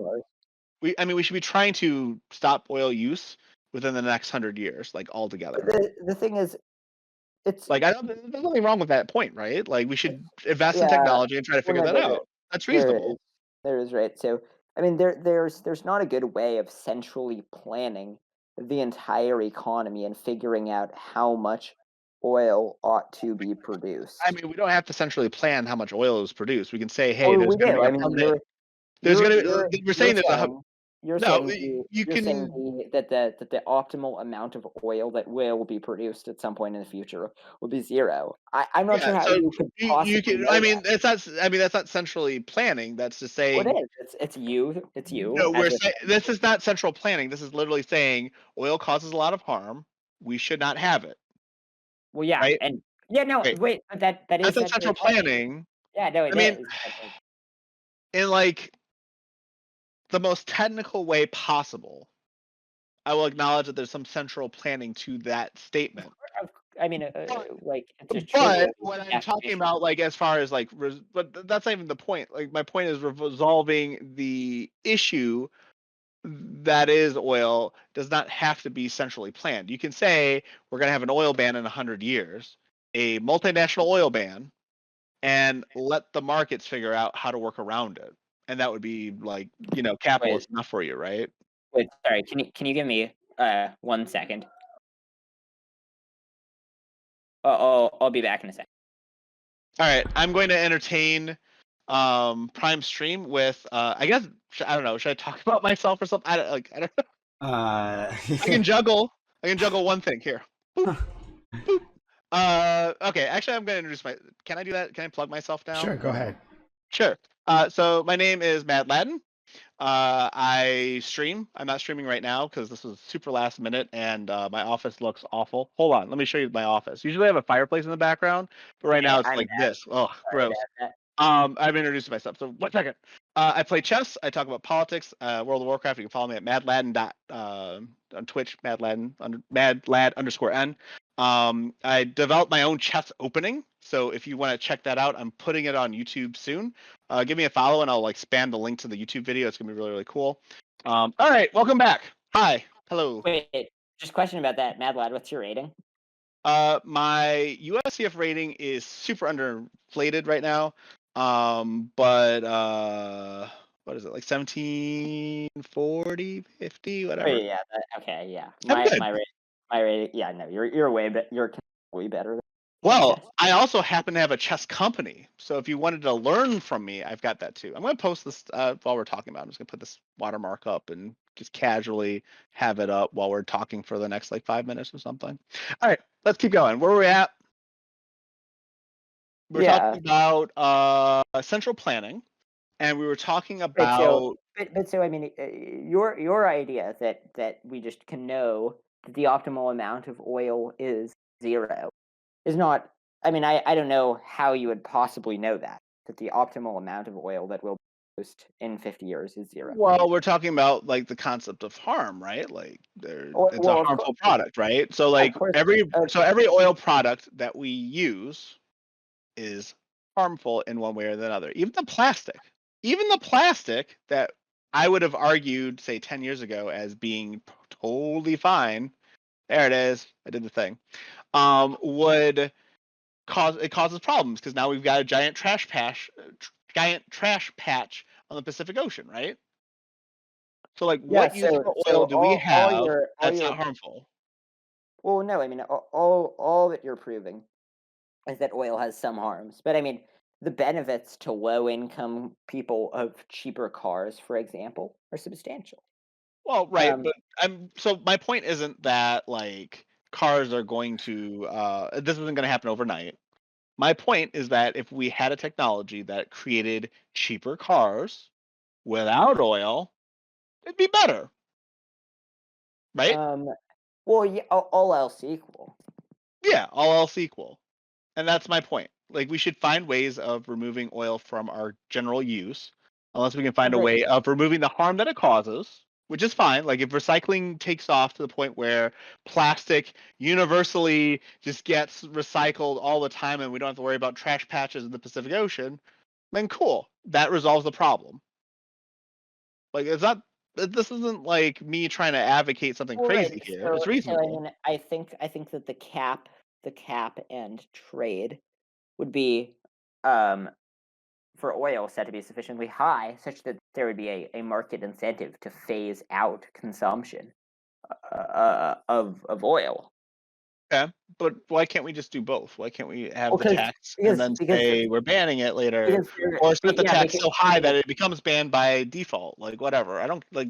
I if you mean, want to say like because there's well, the reason is because we want we want people to continue to use oil if and only if the benefits of oil outweigh the costs relative to the alternatives. And so by making people bear the costs, then they'll only do it if the benefits outweigh the costs relative to alternatives. There are many cases where the benefits won't outweigh the cost relative to alternatives. So people will switch away from oil. But I mean, under your system, if we do a ban, we have the potential to restrict many activities that are best done by oil, which are socially optimal. nah, but if you give like enough warning, like enough advance No, notice, but like I it's mean, not regardless of how much warning you give, it's still the case that when it becomes in place, it will ban the uses of oil that are potentially socially beneficial. potentially, but then we gotta go back to that whole likelihood stuff and probability stuff. And you're telling me that like there's a non-zero probability that companies won't try to anticipate this and profit off of the fact that people are going to want alternatives to oil use if it's banned outright? Like, Um, of course, there's gonna be yeah, industries no, that will they'll be like switch looking into away. this and trying to take advantage of it, right? Right, they'll switch away, but the optimal level is not zero. But another similar problem that you run into that's I think more serious is you get the green paradox, which is that if oil will be illegal in 20 years, then there's an incentive to just use all the oil you have in the very short term. Which is why a lot of Paradox is the title of a controversial book by German economist Hans Werner Sinn describing the observation that environmental policy that becomes green over time acts like an announced expropriation for the owners of fossil fuel resources, inducing them to accelerate resource extraction and accelerate global warming. Interesting. That's cool, but it was controversial. I want to see what the detractions are because they're going to argue well, for and me. yeah, so the detractions are the detractors argue that well, the Green's paradox claim is somewhat true that they will have an incentive to increase extraction in the short run. Just the long term benefits outweigh, and then that's largely an immediate question of whether the benefits outweigh, I right? didn't hear But that whole statement. Your mic was cutting out. What was the oh, sorry. Yeah, so the detractors will what the detractors to the Green paradox argue is that the benefits that it's true that it may increase short term extraction, but the long term decline in extraction is such that it outweighs. And the people who think the green paradox is right will say no, the long term decline in extraction doesn't outweigh. And then you just get into this empirical debate. But my point was just that a carbon tax generally avoids the problem to a significantly greater degree than an announced ban, right? Because there's just an well, okay, I incentive. guess my question is like, why not both? This is like the taco thing. Like, why not just Well, have like the yeah, well, the reason for not both is because there you still run into the Green's paradox, where there's an incentive to no, scale up. because the taxation is going to undermine it, right? Like the taxation would Alright, say, oh, so if you spend yeah, more, so the then la la la la la, you're going to get taxed. Haha, take that. yeah, so the taxation would undermine it relative to a world where there was not taxation. But it'd still increase production in the short term, given The that they tax is know like right, given that right? they Like know that the oil will just be worth nothing, and all of their oil reserves will just be worth nothing worth in nothing in 100 years. Like I'm talking about a long time, well, long enough okay. that it won't matter, right? Oh, well, in 100 I thought you said by 2050. 2050. No. I okay. Ooh, So ooh. That's like I mean that's a number that people keep putting out, but I'm just saying my point is okay, like we could I was so saying that we could probably reduce our oil use altogether to zero in 50 years. So why not like 100 years, whatever, give or take? It doesn't matter. Like the point is we shouldn't be using oil altogether. I mean it does matter, but like for the point of this discussion, like whatever, some long-term number that's so far off that you can use both a tax and a ban concurrently, a future ban concurrently to stop the use, right? Like I don't see why that's like a bad idea. yeah, I mean, banning it in 100 years. I mean that I mean, even 50 years. Like, let's say it was like well, but I 2071. mean, 50 years. If fossil fuel companies know that 51 years, Your all of mic. their Your all of their mic. sorry, all of their oil reserves will be worth literally nothing. then they will increase oil extraction in the 50 years so that their assets don't lose all of their value. And this applies much more when it's a rapid thing where it's just goes from 0 to 100. So So I mean, or how rather, high would the carbon tax have to be to make up for that, though? to make up for what? For the fact that they want to use what they have, right? Like if they're trying to get the most bang for their buck out of like, the oil fields that they own, et cetera, you could set a tax so high that there's nobody on the supply.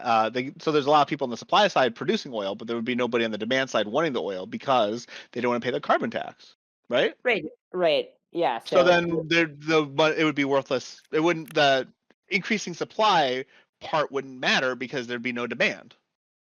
right, so what you could do to do eventually a ban is just to avoid, but though this would require doing it over a much longer time frame, but this would require just steadily raising the tax so that, well, wait, no, sorry, no, Behind that too. Steadily raise the tax well, until wait, it's like no, huge.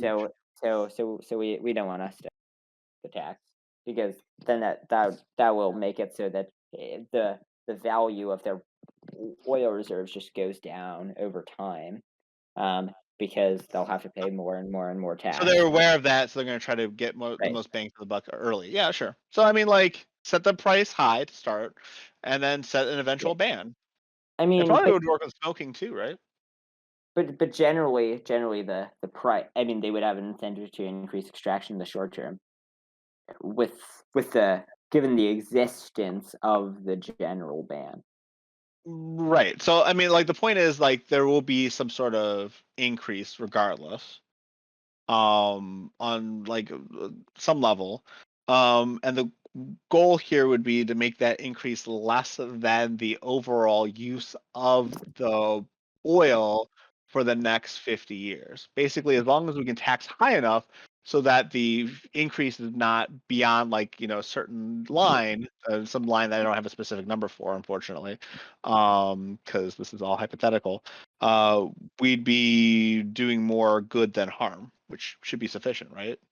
I think we can agree on this. This isn't like this is. I mean, you're almost like workshopping with me here, trying to figure out how to make the Yeah, system work. I mean, Yeah. I don't want to ban it. I mean, maybe in the like very far future, like Oh, but hundreds we're or so close. thousands Come of on, years.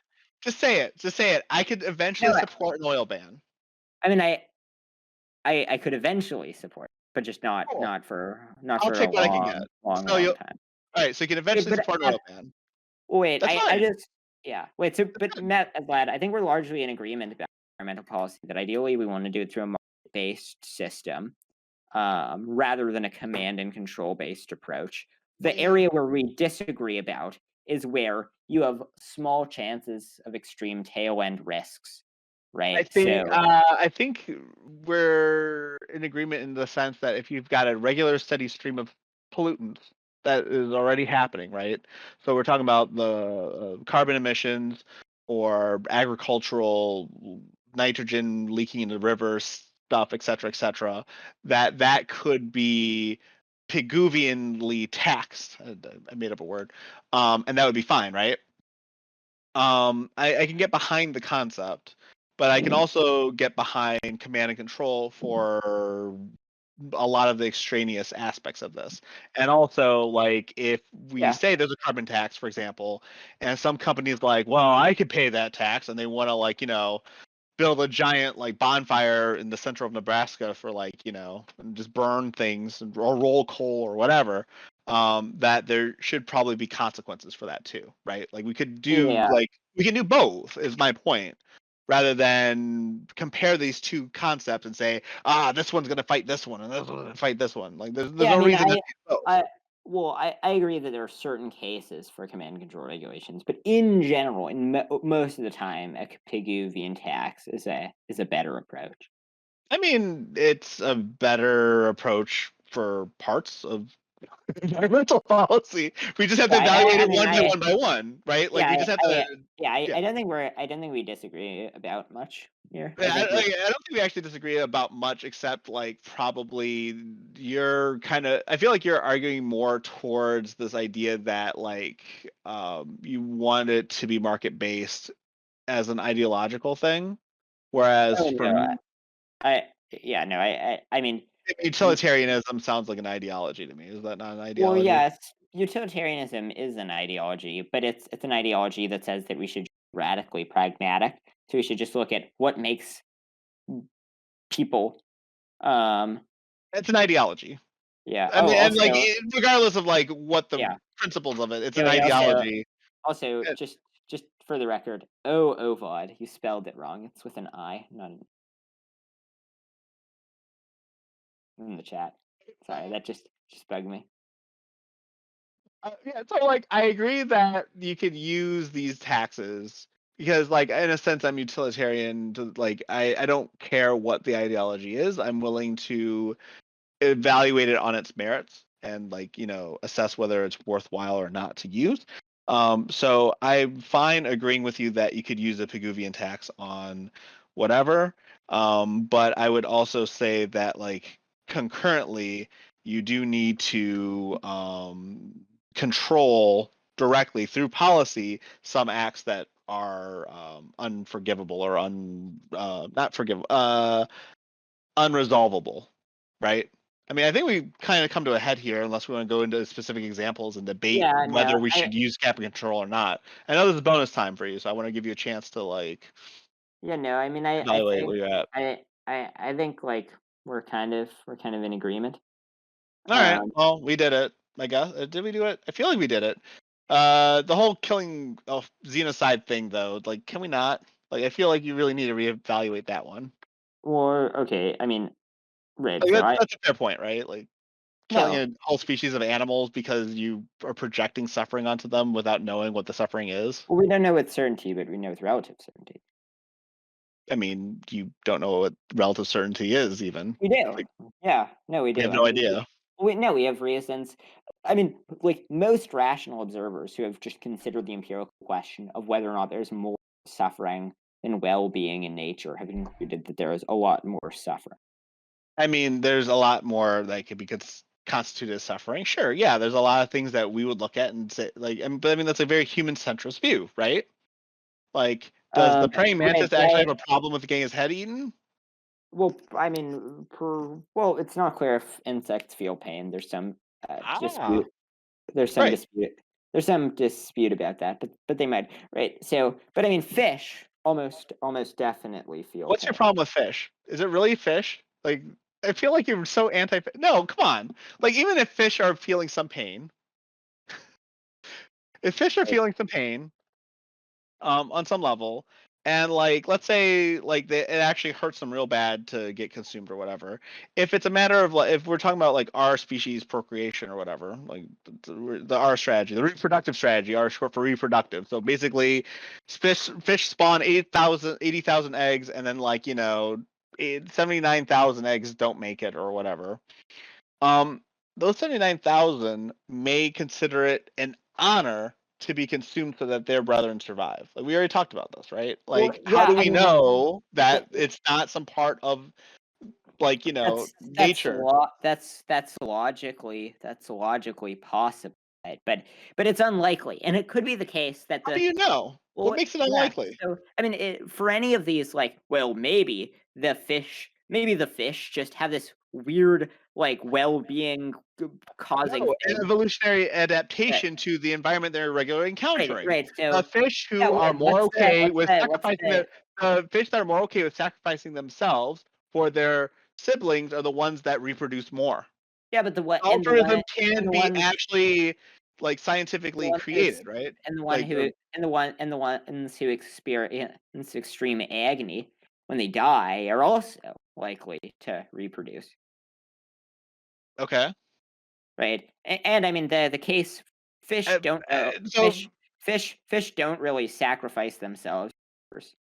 I Fish didn't mean, really have for much you, of a moral system. that's not. I mean, it's not moral. It's not a moral thing. It's like a adaptation thing, right? Yeah, but I It's the mean same reason like can't really cicadas do fly around all over the place, like complete like idiots when they hatch from the ground. Like it's the whole. It's the same premise. Like they did not do any adaptation to avoid being eaten. They just create so many of themselves that they survive, right, and reproduce and do all the things.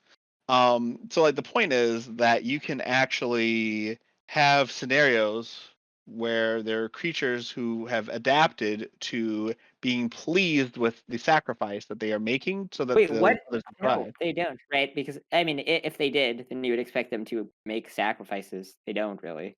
Well, how do I you mean, know? Do you? I mean, they do though. Like, there's actual wait, like scenarios where what? fish are like, Wait, getting. what are the scenarios where fish sacrifice them? Like there's literally like there's like schools of fish, right? Like whole schools of fish that swim together in packs with the intent that Oh, they sorry, are not one being second. eaten individually. Oh my god. No. Well, all right, it's overtime anyway. All right, I don't know. What do you want to do, Prime? Okay, I'm back. Sorry about Welcome that. back. All right. Yeah, wait. So fish do swim together Yeah. in packs, so they have some amount of resilience. But fish don't sacrifice themselves for others. So wait. Okay, so fish don't sacrifice themselves for others. How do you know Well, this? wait. I mean, you're the one making the claim I mean, I that guess, but like, I mean, I guess I could just Google fish and see if this thing that I am remembering comes up. Fish sacrificing themselves for others. Scientists from the University of Glasgow have carried out studies which show spawning salmon effectively sacrifice themselves to give their youngsters the best chance of survival. The well, salmon literally get wait. themselves killed so their youngsters survive, and it's an actual study. So parents do. So okay, Right, so parents parents do. do it over their children because there's an evolutionary reason why that would make sense. Okay. But but I mean, it just seems inconceivable that fish or just I mean, it seems like when a being sacrifices themselves for others, they don't do it because it makes them really giddy and euphoric. And it certainly does not produce so much happiness when they like starve to death after a few hours of existence or get eaten by predators. Um, Like you that can't certainly doesn't provide enough anticipate. value to outweigh the suffering. But I Well, mean, you're deciding what value and is though. Like that's the thing. You're using a human lens to decide what value to existence is. And I'm telling you that using a human lens to decide whether an animal I mean, species should survive or you're not is pretty, subjective. For you're to you're not you're you're also using a human lens. You're just using human lens to come to the conclusion that we shouldn't do anything about it. well, no, I'm not necessarily using a human lens at all because my position on this doesn't actually involve any kind of lens at Well, no, all. it does. You're doing analysis as a human. You're doing Okay, I human mean, I'm doing it. I've analysis, been doing analysis. So I'm doing analysis as a human, and I'm right? acknowledging And the that it's entirely conclusion. conceivable that I have no idea what's going on in this scenario, Oh and well, as a result, I I would agree. I not. agree that it's conceivable that I'm wrong. I just don't think it's very likely, right? I mean, that's. I mean, how do you determine likelihood in this case, though? I Like mean, you're the same using a way. human lens to decide that you're unlikely to be wrong. Well, I'm I mean, like saying that as a human, I have no idea how to be likely right on anything regarding animals. well, Like it is we can make possible that all these inferences it could about be.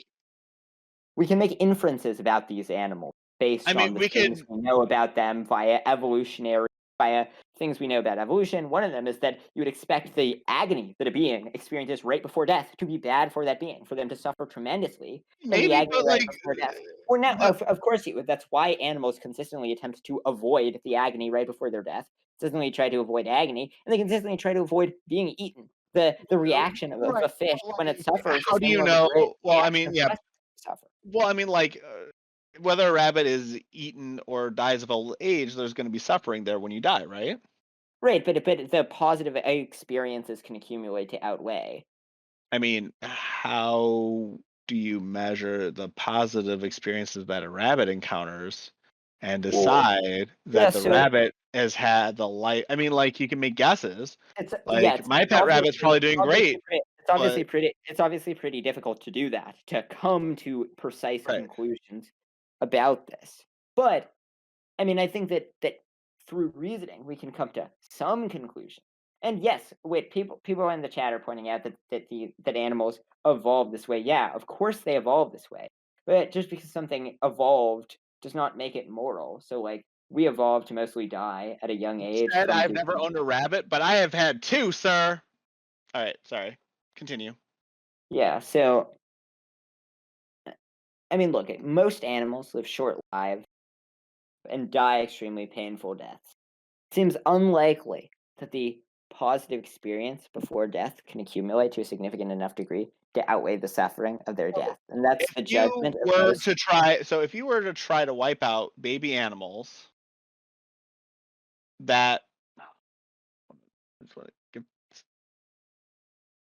every time I'm about to go on a roll, I swear. Sorry, I'm back. Okay. All right.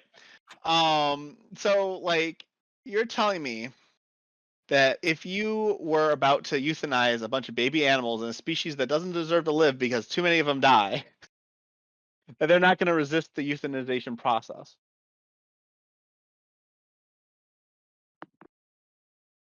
And as a result, like Right. you Yeah. think they want this? Do you think they want to be wiped out as a species? Well, I don't. No. I mean, I don't think, but I don't think they have very coherent desires about Well, what you're happens. looking at their desires and their feelings and expectations. Like you're literally targeting them and saying, like, Wait, "Yo, sorry. What? Sorry. it's One fine. Do you second. want to Do you want to We can pause if you. I mean, I don't know. Yeah. Sorry. Yeah, is everything okay? Yeah. No, everything's fine. Um. Yeah. There's just a dog that we're dog sit in air quotes that keeps like so when the door is open. So the door was closed, but that they don't like it when the door is. Yeah. Okay. Yeah, it's fine. It's a complicated Considering situation. that, I mean, maybe the dog wants to chime in and say, "I could talk to animals, and I know you're wrong, and that's why the dog's coming into the room." I mean, obviously that's Yeah. what's Maybe. happening. Like clearly, like this is a sign that like every Yeah. time you get on a roll, the dog interrupts, right? So, but seriously, like the concept that you can decide whether an animal has a right to exist as a species is kind of ridiculous because we don't know enough about the animal's experience to actually figure this stuff out. Like we just don't. So I'm not Yeah. arguing But I that mean, you're wrong inherently. I'm arguing that be you can't say I'm likely right. Like well, no. you I have a well, theory, you have a hypothesis. well, We're in a yeah, but hypothesis state. We're not in a theory state, yeah, but right? it's a hypothesis that's supported by the judgments of most well-reasoned people who have looked at the Well, not issue and have most analyzed well-reasoned why. people. Yeah, so There's there. I people mean, who've there. looked at the issue and have a So passion there. for animal suffering who looked into it. I looked up some of the folks that you were mentioning, but People like like they are not in the the board. norm. Well, I mean, the norm ignores wild. Yeah, a lot of people don't like to think about it. That's fine. Right, But and so like other people who think of it. right, so like you've got like this very small sample, right, of people with Yeah. ideas. Now they're well reasoned in a sense, like they've done a lot of research and stuff, but they've also started all their research and considerations with a enormous bias, which is that they don't want animals to suffer for X reason or Y reason or whatever, right? Like Well, this I mean, concept is well, no, I mean they came into it with a bias about I mean, it's not a bias. They came into it with a certain subset of things that they care about. There have been studies that have attempted they care to about model this by people like NG, I think is their name. I mean, there have been a series of studies on this that quantify it. It'll obviously rely on, but I mean, I think that you have biases that go that go the opposite way, which is why you're not convinced. You have an optimism bias. You don't want nature to be this disastrous hellhole with I mean, no, it's a horrible place. Like, what do you mean? Like, no, it's not optimism at all. Like, no, I being mean alive can be no, pain, sure. Like, yeah, whatever. no, I mean like I think people are generally cognitively biased to like if they find nature beautiful, then they will be more likely to think that the suffering of animals in nature is less than they would have otherwise. I mean, like, if just because I have this jungle background does not mean that I've been outside in the last month or found. I mean, coincidentally, today I may have been outside, but that was just complete coincidence. Like the point is that like being a fan of being a fan of nature is not relevant to me saying that you are the xenocide of a species based No, I on mean, your suffering of that species is right. ridiculous. Yeah, everyone is biased to some degree. Okay. I mean, yeah, like the idea of xenocide of a species is kind of like could be a bias, sure, I guess. But that just means that you have to have a really good reason to wipe out a species Well, for no, it you to doesn't. I overcome mean, my bias against I, that. I, yeah, I could say that you have to have a really good reason to not wipe out species, right? I mean, just given that my position I is, have a good reason not to invest resources in wiping out the species because they're suffering. yeah, I mean, When given that my position, which is pretty hard. I mean, it's just we have no causal mechanism for thinking that that uh, that is that these animals experience this huge amount of well-being before the time of their death. you're And we do measuring have a everything through causal well-being, mechanism. though. Like, come What? on, you're measuring everything through well-being. I don't know. This seems Yeah, no, really I mean, well, ridiculous. wait. I think well-being is a chemical phenomenon. And we can see that animals experience a great amount of stress and of suffering when they're eaten alive. I mean, just chat. Think about that for a second. Think about how bad it is to be eaten alive, and we've forced this fate upon millions of baby salmon, so that a few salmon can survive till adulthood and reproduce. Literally, like, okay, this upset. We already covered that salmon, at least salmon parents will sacrifice themselves to save their babies, which may be an evolutionary Yeah, thing or and not. I'm just well, saying, okay, like, that's an the evolutionary idea thing. What else that would it I mean, be? like, if they're willing to Wait, wait, sacrifice wait, wait, themselves wait, to wait, wait, offspring. but do you remember my two responses? Um, I didn't think they were relevant to what Okay, you so just said. one of the responses is that even if they do, that doesn't mean it brings about well-being. It just means that they just had or evolved to have this Well, desire. it's your concept of well-being because we already agreed that we have two different concepts of well-being. Your No, concept of well-being is it has to be happy. My concept of well-being is I must exist. And considering the fact that we don't know which is actually more valuable, that's actually subjective. I I mean, mean, I think almost everyone would disagree with you poll that. on this. I want to do a poll on this. Wait, Well, I wait, can. wait, I don't know that, how to oh, poll. wait.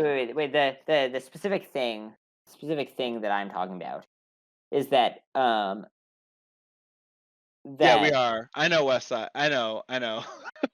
yeah. So the specific thing that we're talking about here that we should do the poll over is I uh also don't know enough whether about or Twitch to not do a poll. So, like, if whether anybody wants to do it. whether or not um animals It's like existence versus a life. well-being. Right. Well, whether a life, whether it would be good to exist if you were just being just like whether the moment where of existence where you're being alive is better than if you did not exist during that moment. Right. Okay. So, but I mean, Like yeah. So, like, the point is, whether it would be better if you took a cyanide pill and died instantly right before you got thrown into the fire to burn to death. right. So, existence versus well-being. Yeah. That's literally what it is. Like, what's more important, existence or well-being? Also, I literally have no idea how to create a poll. So if anybody wants to create a poll and like figure out what the audience thinks, I'd be very curious because you're saying most people would prefer well-being to existence, and I'm saying that most people would prefer existence to well. I didn't actually say most people would, but No, I mean I I think think it'd be like probably like a no, I 50-50 mean split, I honestly. no wait what I think that it would. I mean I think It's a everybody 50-50 split. It's a 50-50 split. wait. I'm willing to bet. I don't know. I'm not sure how many bits I'm willing to bet here, but I'm willing to bet serious bits here Well, to wait. the I mean, concept. if Tell you we're what, talking tell about you what. your if we're talking about your chat, I mean, No, I not think. your chat. I'm talking about Prime Chat. We should Well, do the poll in Prime Chat, right? but I And then the loser has to donate 1,000 bits to Prime. Well, wait, I don't have any bits. Oh well. Don't All right, worry, I'll don't donate. don't worry about this, guys. Don't worry Just about that. No, I Um, mean, I think that if you asked most people on the street whether it would be better to take a cyanide pill and die right before you get thrown into the fire and then you burn to death in extreme agony, I think, like, the vast majority of people would agree on that. I mean, well, I it mean, could that's a just scenario that's ridiculously slanted in, like, the favor that you're like well, looking right, I for, of mean, course, right? Mm. But like, I would say that if you're to given a produce a choice, reductio on your view. I mean, right, and I'm saying that my reduction would be like, would you? And I mean, I'm going to give you a reasonable reduction here. Would it be better to take a cyanide pill now, or like die a very painful death in, like, say 6 months or a month or whatever? And like, let's say the painful death lasts a corollary amount of time, so it's like 1 month of existence and then 1 month of just like agony, straight up, and you have a choice between the cyanide pill and that. I would say that people would be 50-50 split between the well-being camp and the existence camp. I'm willing to bet that it's like kind of in the middle, because like we have no clear answers on well-being versus existence, right? Like we don't. It's Uh, it's completely philosophical at this point. right. I mean, I think that there would be pretty overwhelming Of course, of course. Well, anyway. position. Um Anyways, we've been going at this a while. yeah, Um, I'm pretty spent. I mean, I think we can agree that a carbon tax is probably good. yeah. I think we agree that a water tax is questionable depending on like what topic we're covering. You agree that oil should eventually be banned. Appreciate it. Thanks for that. Well, like Um, in the very very far. whatever. Eventually banned. That's all I'm saying. Omni agrees that oil should eventually be banned. And then what else do we have? And then you want to xenocide species based on like implied suffering. And I can't convince you that it's probably a bad idea. But that's cool. I mean, to get to that level of that decision on that front, I feel like is like really, really difficult. I feel like there had to be a lot of rationalizations to get there.